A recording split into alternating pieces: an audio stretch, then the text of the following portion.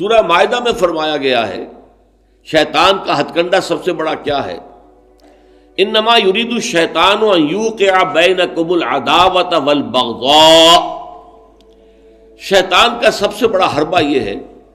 کہ وہ تمہارے مابین دشمنی اور بغض پیدا کرتا ہے۔ یہ شیطان کا سب سے بڑا حربہ ہے۔ انسانی اخوت ہے، برادری ہے، بہن بھائی ہیں، اب ان میں رخنے ڈالنا، شوہر اور بیوی کے درمیان جدائی کرانا۔ یہ آتا ہے ایک حدیث کے اندر بھی کہ ایک دفعہ شیطان جو ہے اس کے بہت سے کارندے اس کے ساتھ جمع تھے، ہر ایک اپنی کارگزاریاں بتا رہا تھا، میں یہ کر کے آیا ہوں، میں یہ کر کے آیا ہوں۔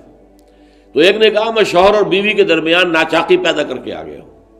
تو شیطان نے اسے شاباش دی کہ تم نے سب سے اچھا کام کیا۔ اس کی وجہ یہ کہ اس سے پورا خاندانی نظام مختل ہو جائے گا، اور جہاں خاندانی نظام جو ہے وہ خراب ہو جائے تو پھر اس معاشرے کے تباہ اور برباد ہونے میں زیادہ دیر نہیں لگتی۔ تو یہ در حقیقت شیطان کا جو حربہ ہے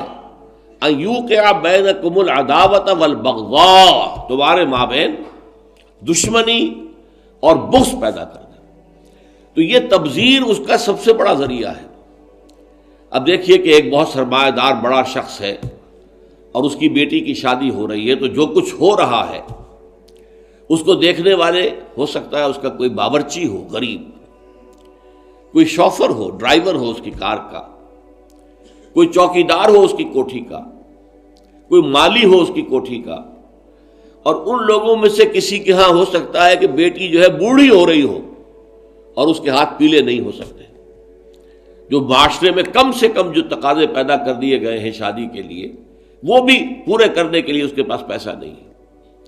اب یہ سارا جو وہ دیکھے گا ریل پیل دولت کی، اور جو یہاں پر دولت لٹائی جا رہی ہے، تو اس کا نتیجہ کیا ہوگا؟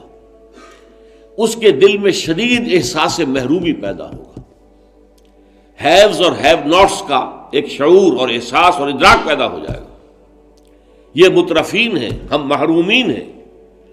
اور معاشرے کے اندر جب یہ احساس پیدا ہو جائے تو پھر اس معاشرے کا عطیہ پانچا ہو جاتا ہے۔ اس لیے شیطان کا جو عمل ہے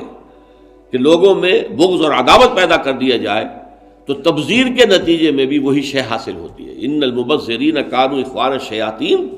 وکان الشیطان لربہ کفورا۔ ہمیں تو یہاں تک حضور نے حکم دیا ہے کہ تم اگر اپنے بچوں کے لیے پھل لے کر آؤ تو یا تو پڑوس کے بھی بچوں کے لیے وہ پھل بھیجو ان کے گھر کے اندر، اور یہاں اگر تمہارے پاس اتنی ہی صرف مقدرت تھی کہ اپنے بچوں کے لیے کچھ لے آئے ہو، اس سے زیادہ کا امکان ہی نہیں تھا، تو یہ ضرور اہتمام کرو کہ ان کے چھلکے یا ان کی گٹھلیاں، آم آئے ہیں گھر میں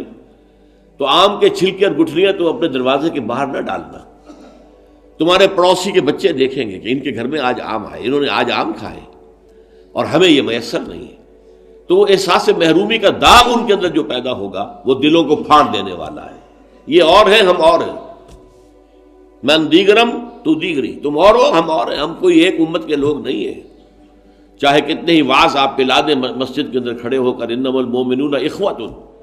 لیکن جب یہ شکل ان کے مشاہدے میں آتی ہے تو وہ کبھی ماننے کو تیار نہیں ہوتے کہ یہ گھر والا جو ہے یہ بھی میرا بھائی ہے۔